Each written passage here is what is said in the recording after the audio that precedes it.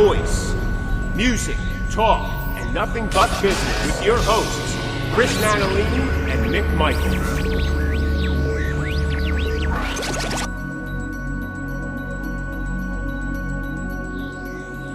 Hello, everyone, and welcome to the Cosmick Voice. This is Season 3, Episode 19. I am here with my co-host, Chris Nanolini. Hello, everybody. And I am Mick Michaels. Welcome back, everyone. Chris, how you doing, sir? What's going on, man? I'm doing all right, brother. How about yourself? I'm doing okay.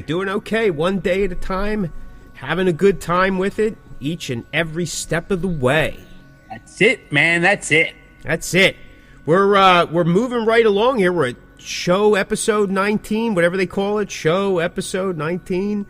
We only got a couple more left, and this season's done. Another season. It's crazy. It's like we just started this. I know, right? It is crazy how fast. It just goes to show you how fast, the time goes, because we're, finishing up season 3, going to start season 4, and it's crazy, man. It's just crazy. Yeah, we started this, a little over a year ago at this point. It's nuts, man. It's nuts. Yeah, I mean, if you break it down into years, we started in 2020. This is 2021, a full year. We're moving into a new year, 2022, which is technically a third year for us. The way TV and radio shows go, a season is not necessarily 12 months, but you can almost get, several seasons in just a short period of time, especially in this day and age with the digital technology. You can just bang stuff out. But yeah, it's been pretty exciting, man. I'm excited about it, and we have some new stuff on the board for 2022. We're going to be, kind of branching out, getting out there, kind of getting the show a little bit more awareness, a little bit more exposure, with our shirts on, of course. You don't want to see that, but you will get to see more of the show in different places besides where you can find it now. So I'm excited about it. It's pretty cool, man. It's pretty cool. Yeah, me too. I'm always excited when we get ourselves out there a little bit more than than where we were when we started. So yeah, that makes me excited. I'm happy about that. Yeah, it's always cool when someone comes up to you or sends you a message, "Hey, I didn't know you had a podcast." I'm like, "Yeah, we're in the season 3, man. Moving on. Check it out here." It's kind of exciting because a lot of people, so what I normally don't do is I don't let the lines bleed with what I do. So when I'm talking band stuff and I'm being interviewed for that and doing stuff, I don't make reference to the podcast or even the interview stuff that I do unless I'm asked or it's deeper into my bio and they want a little bit more information. Mm-hmm. I just don't want to kind of cloud things up because, it's bad enough. There's so much stuff out there. And it's not that I don't want to promote it. You know what I mean? I do.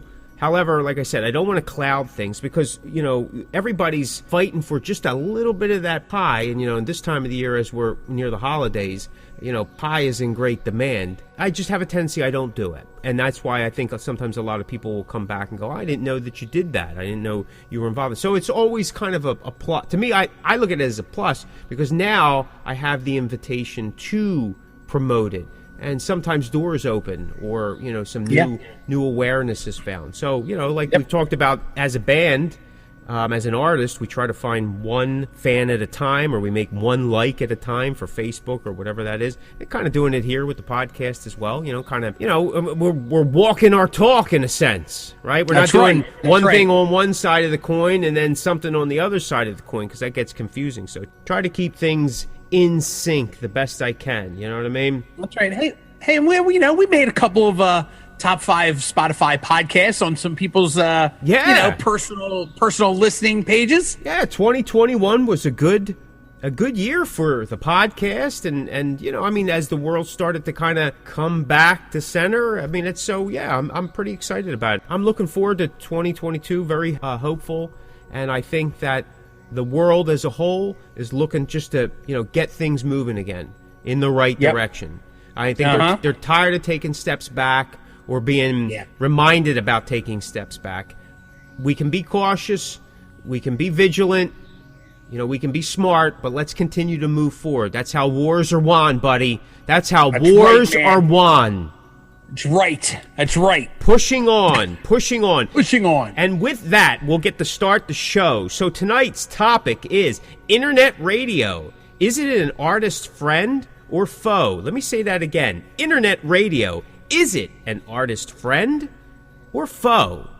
What do you think, buddy? Well, I think that, any kind of airplay that you get, in my opinion, is worth it. I mean, it doesn't matter if one person hears it, if 1,000 people hear it. I mean, it's getting out there, right? And I mean, at the end of the day, that's what we're all trying to do. All us artists, we're just trying to get our music heard to people that maybe normally wouldn't have heard of us. Since I kind of got involved with internet radio, it has kind of exploded in the past number of years since I first got introduced to it. And it just seems like there's more and more and more. And again, like I'd said, I'm all about, like, anybody who wants to play my music, please, totally can. I mean, I'm just happy somebody's listening to it or is wants to play it. And, on the other end of that, I know it's just like anything else. There's so much of it. I think sometimes that it gets lost in the shuffle, right? Like an earlier podcast, we talked about genres and how the scene has so many of them. And, unfortunately, there's just so many internet radio stations and so much to listen to. I believe some really good ones kind of get lost in the shuffle. I agree. There are not countless, I guess there is a cap at some point, but if you break it down, there are a lot. I mean, and when you're talking region and country, hemisphere, there's a lot of stuff going on. Yeah. Some of them are playing some of the same music, and some of them are playing music that most of us will never hear unless you're listening to that particular station. Just to give you some stats, right? So the reach of online radio in the United States has increased sharply in the last decade, with 68% of the U.S. population having listened to some form of online radio just in the past month in 2021, right? Compared to only 34% just 10 years prior. So it's doubled just in 10 years. Wow. Okay. Wow. So that's pretty exciting in itself. Like when this band started 10 years ago, internet radio to us was, brand new. Now it had already been kind of happening, right? Yeah. But it was still on that early stage where you were just kind of getting people, maybe the equipment wasn't the best or something like that. You even had some stars, people within the rock and metal community that were kind of starting out as well. Some of them lasted and some of them didn't. Especially, with our music, with metal and some of the harder rock. I mean, it wasn't that hard at that time, 10, 12 years ago, to get artists who you may have listened to in the 80s on these shows. Right. Now it's become a norm. It's a staple to be on internet radio for everyone. Yeah. You know what I mean? So because there are because now it's just another form of the media outlet, right? Mm-hmm. If you think about it, it's the counterpart or the forward extension of what AM FM radio was. I mean, even to this day, with all the power in artist hands, it's still practically impossible for you to get your music on AM, FM radio. Not like you want to be on AM anymore, but hey, listen, if AM wanted to play my music, I'll do it. Why not, right? Hell yeah. But say FM radio, right, or your local rock stations, or if you're a pop or rap artist, it's very difficult to do. Prior to, like, say, 65, it wasn't as difficult. It was hard, but it wasn't as difficult because the amount of music that people were generating was nowhere near the capacity, say, that it is today. But then as music became, like, people started to see that music was a source of generating large amounts of income, both for the big business sections as well as certain artists, because artists were able to start to work. And if they could get a hit on the radio, they would get more work. And work just means is they're playing more and more and more and more, right? The meat of it is to get out there and play. Like, that's what the Beatles did, right? It's what Frank Sinatra did. That's what all these guys did. They were on some stage performing live. They didn't rely on the radio. But by the 70s, radio was the key. You had to be on radio. And who you were paying to be on radio, how much drugs you were getting them, how big was your label, right? And even there's been certain artists that were big and then they fell off the radio charts and then nobody wanted to touch them. So, but when they actually had another hit, they were sent to the radio stations with no name on it. There's just a C, you know. I mean, a couple examples were the Bee Gees when they made their comeback in the mid-'70s, because they went through a couple of years that people just didn't want to touch them anymore. People were like, well, who is this? This is, you know, great. And it's the Bee Gees. You know, Donny Osmond was another one when he made his comeback in the 80s, because people didn't want to touch him. So that's how powerful radio was. I mean, when it was linked together. Now, we're just talking about regular radio, FM radio, how big that was even when we were kids, and it was competing with MTV. They almost worked hand in hand. It's like you heard the song, and then you wanted to see the video, or you seen the video, and then you're driving, you're hearing the song. The radio still sold records. I'm assuming that for pop, radio still sells records, but it doesn't sell records for metal. It actually never really did. Even in the heyday of heavy metal in the 80s, there still wasn't a lot of heavy metal on the radio, in my opinion. You always had your Saturday night, Sunday night, you know, the headbangers, whatever. At least, you know, here in Philly, where you and I are, you know, they had, you know, like a headbangers hour or 2 hours, and then they played all metal because, you know, our local rock stations were playing, you know, the same thing everybody else is playing, your Van Halens, your Kiss, your Zeppelins, your Ozzies, yada, yada, yada. Sure, pretty much like the same set list that they're playing today. It's the same thing that they've been playing for the past 30-some years. And that's the thing, right? Like, you know, when satellite radio kind of came out, and I was super excited about satellite radio. I was back in the day, I was an XM guy, mostly because of Opie and Anthony. But, you know, when satellite came out, now, you know, their idea was commercial-free radio. And, you know, they were going to be playing all this uncensored stuff. And, you know, it was going to be awesome. And we were going to, you know, you weren't always going to hear the most popular songs of the band. You were going to hear everything. And as it started, it was cool, and it really took a turn. And now, in my opinion, now that XM has kind of merged with Sirius Satellite, I can't even listen to it because, you know, especially with like the Boneyard and stuff like that, like I feel like it's this every hour, it's the same 6 bands. It's Iron Maiden, it's Judas Priest, it's Metallica, it's,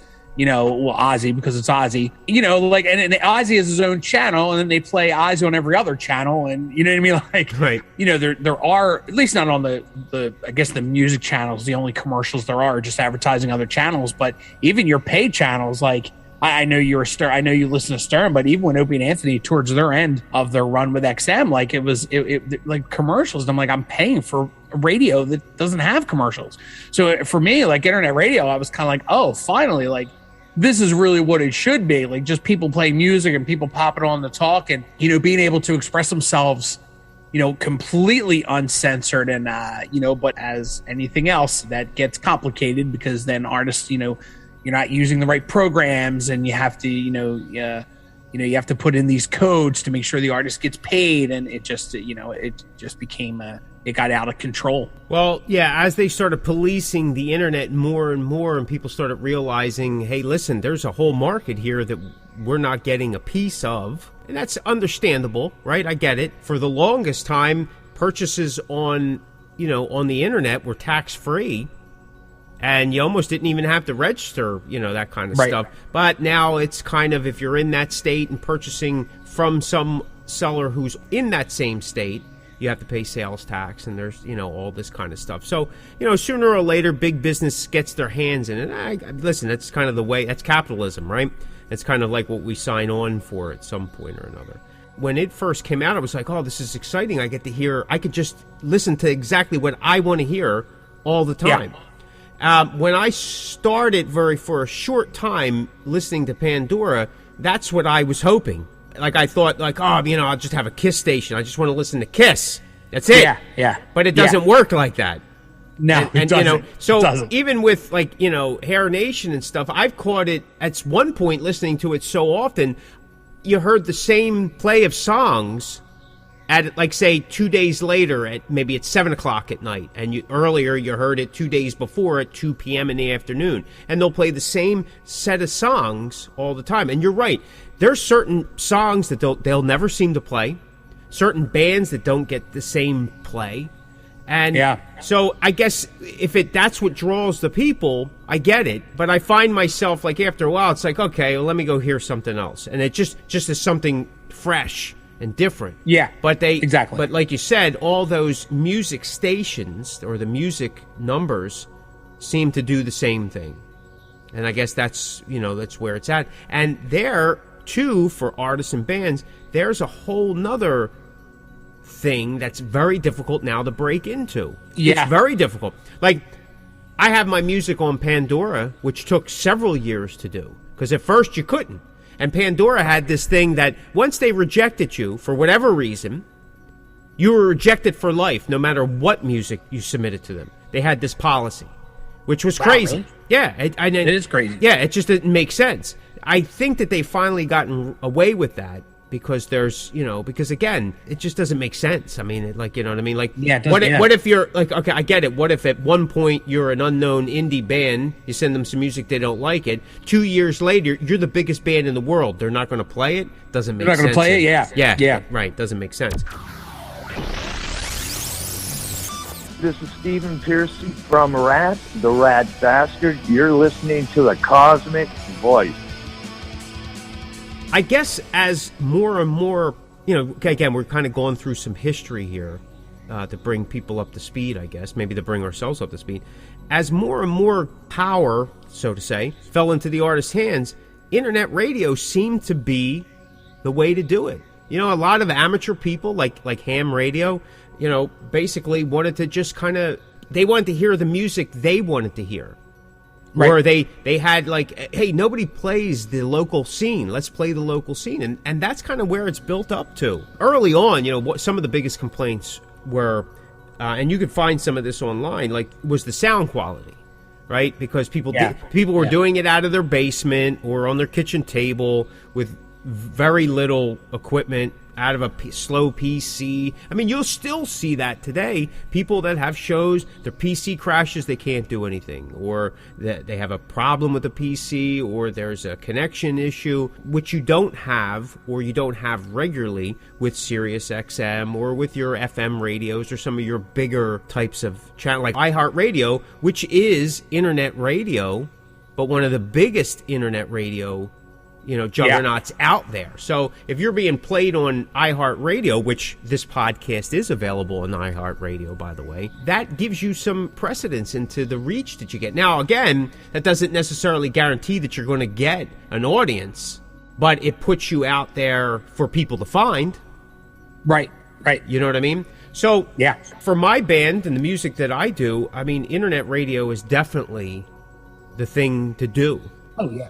And the quality has definitely gotten better. People have taken it to much higher levels. And, of course, you have your different levels of it. You have people that, because you have the third parties that you pay for, just like with hosting a website, you can host your radio program.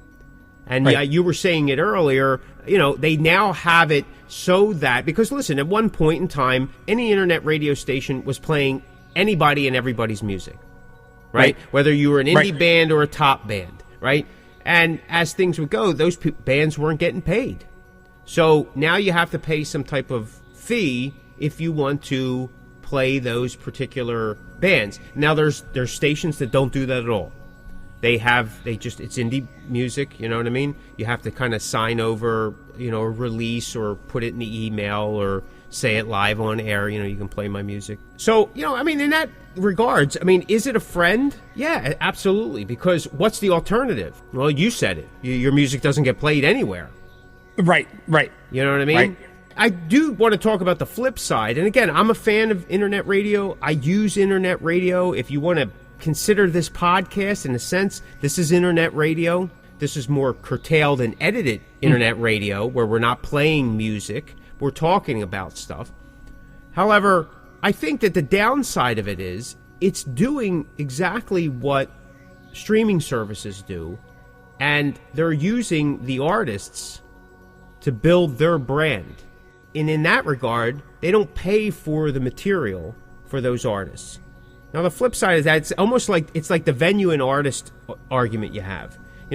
Without the venue, the artist has nowhere to play. Without the artist, the venue has nobody to play on stage to bring people in the door. It's, the chicken and the egg type of thing.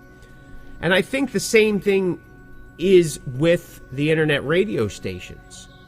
Now, there are some internet radio stations that treat artists very well and some that don't. I mean, I've experienced that.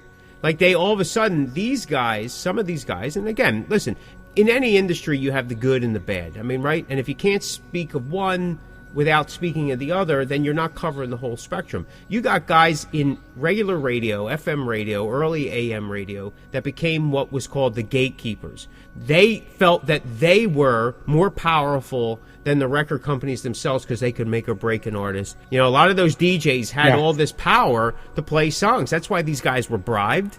The early Styx songs, they did a lot of bribing, not Styx themselves. Maybe they did, but their management team, a lot of bribing to get, Lady on every night at a certain time and so on and so forth. So that wasn't uncommon. That was music industry lobbying. Our government does it all the time, people. They do it in all industries, right? So you got these gatekeepers even now that think that they're the ones, creating all this thing, because without them, they know that indie artists, unknown artists, artists in the trenches don't get their music heard. And if they're on a niche station, and that's where you need to be, at the same time, then you're fighting for, is 5 people listening, is 25 people listening, or several hundred people listening? It's hard to tell. That's where the numbers get a little crazy, because most of these stations, or these, I guess they still would be called DJs, yeah? Yeah, well, yeah. They just don't have the financial backing to push certain things. That's why you'll see certain stations more often than other stations. There's been several stations, or one station in particular that I'm aware of, a few of them, but one, I'm not going to name any names, but over the course of the 10 years, they've been a running station, a closed station, a running station, closed station, like maybe about 4 or 5 times. And there's a lot of different reasons. People don't have the time to do it because it's secondary. It's not an income generator. That's the unfortunate truth, isn't it? It seems to be a lot of these guys, they start out, hey, I want to support the music. I want to get it out there. And they last like 3 months, 4 months, 6 months, and that's the end of it. When the artist is still out there, right? That's the reality of what we do as musicians, as band members, right? And it's not for the faint of heart, and it's you gotta have a strong will to keep pushing on, right? It really has to be a passion and not just something that you want to do until the fire truck passes. And sometimes that's what you get, you know what I mean? That's the unfortunate thing. Aside from that, a lot of these guys are doing stuff and they're taking the music, and besides just getting some play, internet radio unfortunately hasn't shown in numbers, and we talked about this before in regards to press releases and promotions for singles and giving singles away for free. There's been no real numbers to show that it helps sell albums for bands, or it helps to get that band to another level or get them additional work. I'm not saying that it doesn't happen, because of course there's always a case that it's going to. However, statistically, there's no real numbers showing that it's, in the plus side. You're giving me that stink face. Are you eating fish, or are you not liking what I'm saying? But that's the nasty truth of it, right? I mean, but we have to do it. Just like we still have to give away some songs once in a while. We have to do press releases. We have to do some kind of publicity, because without any promo and publicity, there's nothing. But the numbers are showing that it doesn't really help all that much nowadays. I also think that, one of the downfalls of internet radio is, with Sirius satellite radio, they bring in these guest DJs, right? Duff McKagan and, whoever, and they do their Chris little segments. Santolini. Yeah. And then what happens is somebody comes along like, what's that station? I think it's called Gimme Metal. And, they do this online thing, and they're an internet radio station. And now they have like Dave Mustaine. They got Randy Blythe from Lamb of God. And, they're bringing in all these DJs, and then they split off. Now Gimme Radio has like a Gimme Country station, then like a Gimme Pop station. And, it's really kind of turned into this big thing. So then you have all these smaller internet radio stations that, some of them maybe were ahead of the curve, Well, now you're fighting with a conglomerate, give me metal. We'll just, because because you and I are in metal bands, so I'm just kind of using that as an example. Now you're up against this give me metal thing. And I know one or two DJs on a personal level that are on Gimme Metal, and it's crazy because it's really turned into like this huge thing. Unfortunately, all these internet radio stations that were kind of up and coming are working hard now they got to work harder, because now there's this company that has a lot of money behind them that can do the same thing they're doing, and unfortunately doing it better. You are listening to The Cosmic Voice with your hosts, Chris Natalini and Mick Michaels. On that note, I'm going to give you just a few more statistics. And again, I just Googled some stuff just to kind of put things into perspective. Like weekly time consumption, weekly time spent on online radios in the U.S., just in the U.S., the average is 974 minutes. Now, if you think about that in the U.S., that really isn't that much. 974 minutes. Not a lot of time considering. Because here's the thing. Unless you're running your phone in your car, or you have some kind of internet set up to your radio in your car, you're not listening to it, right?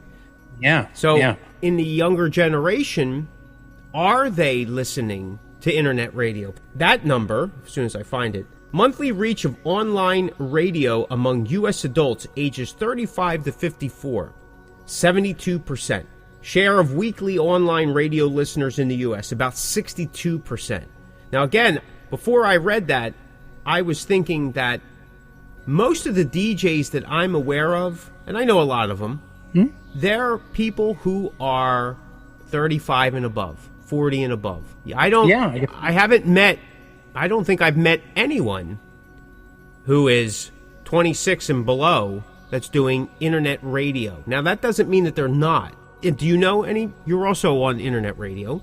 I do, actually. I do know some people that are in their late 20s. Okay. So, I mean, they're not far from 30. So, they could. All right. Well, again, it doesn't mean that the numbers aren't there. They're just not large, right? And as we said, the leading online radio company by average active sessions. That means, I guess, there's a way that just kind of like Nelson, when they do the sweeps and stuff for TV, iHeartRadio is the leader, in the market leader. That's what they call it, market leader. Right. Unfortunately, in advertising, the internet radio does not necessarily come up in the top 4. Local radio ads do at 1.3 billion in the U.S. That's regular radio, still pulling those kind of numbers, right? Yeah. Podcast ad revenues is 842 million in the U.S. alone.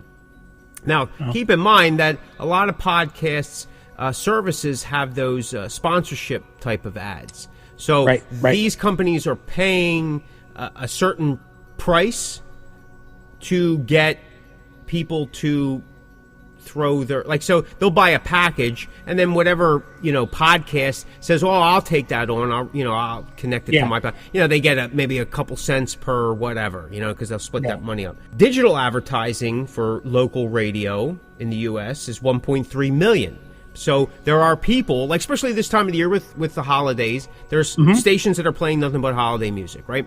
So if you're driving in your car and you're listening to your favorite local holiday station, you can immediately go onto your laptop at work or back at home on your PC or whatever, or even on your phone, click onto that website, and they're streaming the same station live, right? So that's what that's considered, because you're getting people that are, and you could probably, minimize that and do other work as well, okay? And then podcast share in digital radio ads is about 24%. There is a market increased in weekly time spent with online audio in the U.S. It's about 62 minutes. That's, again, it's not a lot.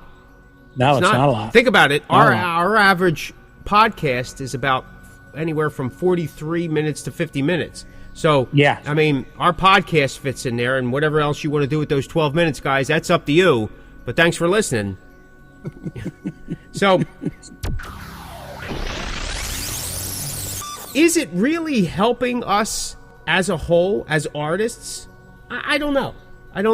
It could be serving more as an ego place card, placard, as an ego placard I get to hang up. Yes, my songs are being played on, because I've even seen bigger bands. Again, bands are broken down just like actors, A, B, C, D, E, F, X, Y, Z. You know what I mean? And not just the band. They're broken down, right? And I've seen bigger bands, were played here. Thanks so much for listening on all these, these internet radio stations. And again, it's part of the promotional package. Like, if you don't add it, people are like, well, where can I hear you? And then if you do add it, some people are like, well, it's just internet radio, I mean, so it's kind of like if you're being played on like Metallica doesn't go around and go, hey, we're played on such and such internet radio. Yeah. You know what I mean? Maiden, they're not going around doing that. And, I guess there's not pop people doing it either. I get maybe, again, bigger names. We're talking big, the A-list. Even some of the B-list. But I've seen plenty of press packages come through, and it's listed. At one point, we listed it a few years back. It was part of our press package, too. It became the norm. If you didn't have it, people were wondering, where am I listening to you?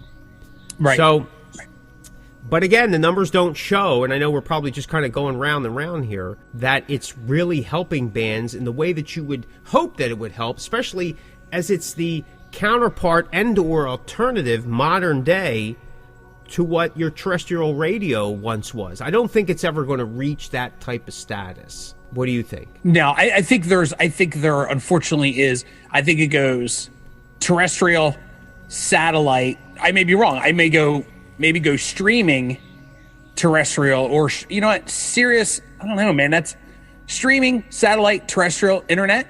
I mean, if you look at the 4 kinds of ways to listen to music, other than just downloading on your phone, just random music just to have on in the background, I would imagine either streaming or satellite would probably be first, don't you think? I would agree. I think for and most then terrestrial people, radio kind of third.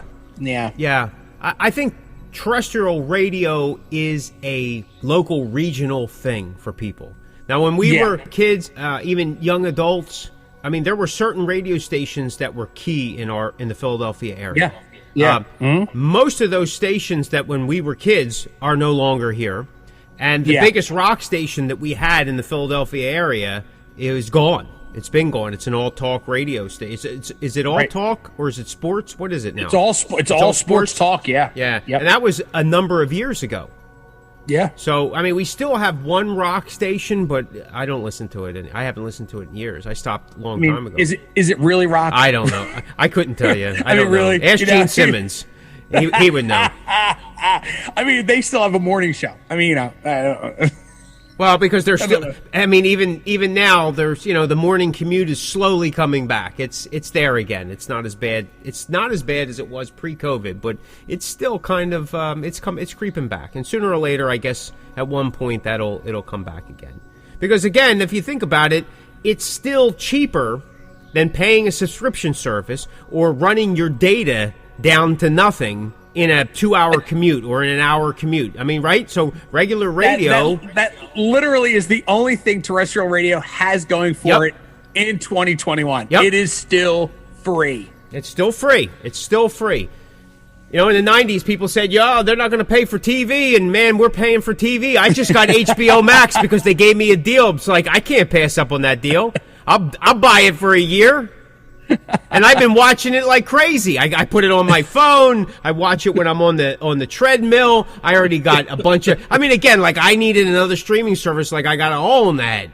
But I hear they're doing some Harry Potter thing. My daughter said something, and I go, they had a Bee Gees documentary. Now I'm watching one on Steven Spielberg, and there's some superhero movies. I got to, so see how I mean. And the price was right. I'll do it. Why not? Yep, that's right. You know they know. I mean? Listen, man, they're not stupid. They know. No, they know. Yeah, that's what I'm saying. So I don't buy bottled water, but I do buy streaming services. So that's the end of it, right? And it's crazy. But that's the world. That's the world we live in. So is it helping us? Well, I think in the grand scheme, the grand scheme, yes. I think what it does do is it just gives the artist another voice. And the beauty of that is there's places for the artist to go to be interviewed, to further enhance that music that's being played, right? Because again, the big artist is doing the exact same thing. When everything else was failing and that was on the rise, that's what the big artist went to. Right. Even in the early stages when it was, like I said, when the sound was rough and it just was, you know, it's like some guy like, how you doing? Tell me about this new album. And then it's dead silence and you're like, well, and then you got to carry the conversation yourself for 45 minutes. How do you feel about that album? And you're rustling around in papers and, I mean, it's just, I've been on some crazy shows and it's like, man, how do people get on? And then you look at the list of the people they interviewed and I go, some of these people were like I'm so just surprised somebody didn't say anything, but it goes like, hey, listen here. I mean, I watched Robert Plant go to Howard Stern. Howard Stern asked him a question. He goes, I don't have time to answer that kind of question. Let's he was basically saying, look, I'm rock royalty here, and you're asking me some question about I don't know you that well, but let's get on with this. You know what I mean? Yeah. So I don't know. Not like Robert Plant's doing internet radio. I don't. You know what I mean? But listen, Jeff Tate, did a lot of internet radio. Yeah. I mean, even KK Downing with his new, KK's Priest, and that whole thing when they brought on Andy Schneed, whatever the hell his name is, replacing Glenn. He did a lot of internet radio. Because, again, where else was he going to go? It's not like FM radio back in the old days. You'd have these guys come on, they talk to you on the phone and, all that kind of stuff. No, it's not like that. So it gives the artist a voice, right? It's all about spinning this in the most positive way. Get your stuff out there. Do what you have to do. I recommend having the best possible MP3s that you can get, the sound quality, so that you can eliminate any possibility of your song sounding horrible. I've sent stuff in, that, hey, listen, at 3 o'clock we're playing your song. This was years ago I would do it. Nowadays, okay, thank you. And I'd be like, oh my God, that's the worst sounding thing in the world. Like, I don't want to, and a lot of it early on was people's computer speakers or the phone speakers, right? The audio on my phone nowadays is again, the phone is more powerful than the computer that they supposedly put the people on the moon with. Go figure, right? I'm not exactly sure. This probably could survive the radiation belt. Anyway, for those that are, the moon landing conspiracists, you know what I'm talking about. They couldn't have done it. They couldn't have done it. They didn't have enough tinfoil. They were all wearing a colander on their head. But, again, you want to eliminate the possibility of your song sounding like crap. Well, make sure you're giving them good quality material, right? And nowadays that is achievable. It really is achievable. It is. Yep. Yeah. With the amount of stuff that's available for free or inexpensive for the artist, it's definitely achievable. So I would make sure that that's happening. And like I said, if you're going to submit to them some music, ask them, say, do you do interviews? My band or my artists or whoever, you're representing are available for interviews. We're also available to do some promos, some jingles. Hey, this is Mick Michaels from, and you're listening to. They love that stuff. They love it. Get a list of them. Record them all. Send them out. People go nuts. Especially around the holidays. People love that. Everybody has their holiday show, right? You know what I mean? Hey, this week, Chris Natalini dressed as Santa Claus. Nothing down below. Ho, ho, ho. You know what I mean? That kind of thing. So, I mean, what do you think? Am I talking about my giggy here?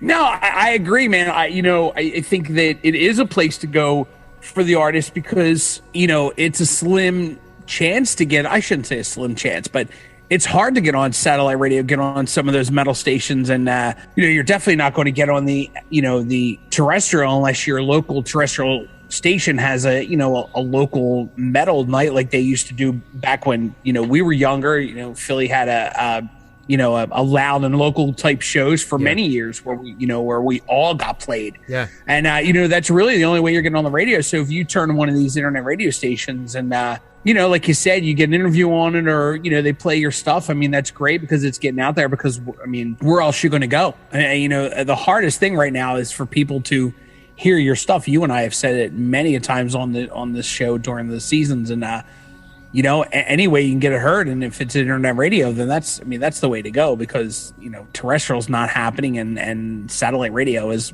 that's probably not going to happen either unless you have connections or unless you're on a major label. I tell you the truth, in all the years I've been doing this, I don't know if I've ever even been played on satellite radio even once. I mean, as far as I know, I don't even know how you get played on satellite radio. Yeah, well, everybody. I mean, I know we've submitted. I know there's been talk. I know I don't know. There are those higher stations that people can actually buy onto, like independent shows can buy onto. I'm not even sure if we've ever been. I'm going to venture to say I think we were once, but it was.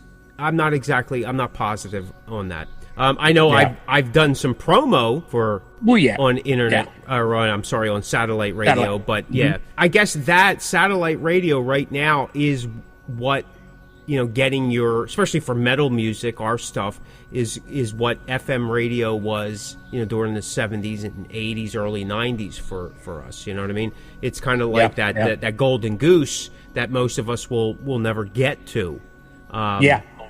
So, your alternative is internet radio. And if you have enough music out there and you're releasing regularly, I mean, you can really increase your chances of being in rotation quite often because there are so many places. I mean, you could get airplay in the UK, in Germany, in Belgium, as well as, Canada, Mexico, the United States, Australia, so on and so forth. So there's a lot of stuff that, goes on. I mean, I know I've been on non-U.S.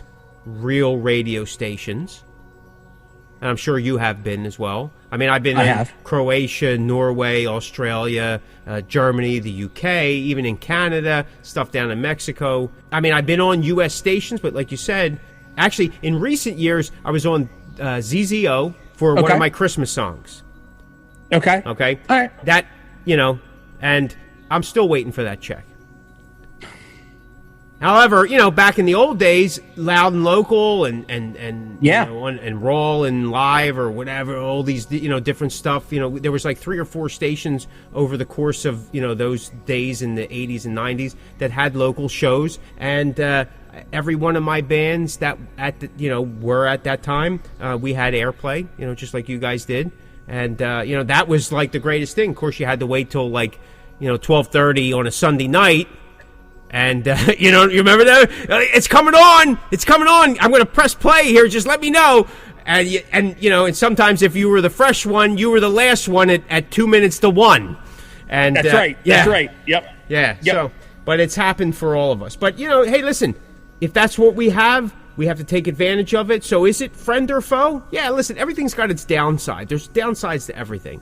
Can it only get better? Well, it should. If more people are doing it, you're always going to get that 1 or 2% of the group that say, listen, we got to make this better. And iHeartRadio's doing it. Now, they have their mix. It's a mix of stuff. They have everything. All different kinds of genres of music, all different kinds of shows and topics. It's a conglomerate. So that being said, that gives you a bigger piece of the pie, right? In terms of numbers when you're looking at it from a business perspective. And I'm going to go back to saying why I do holiday music every year. One, because I enjoy it. It's something that I've always wanted to do. I wouldn't mind doing it all year round if, because I have such a good time with it.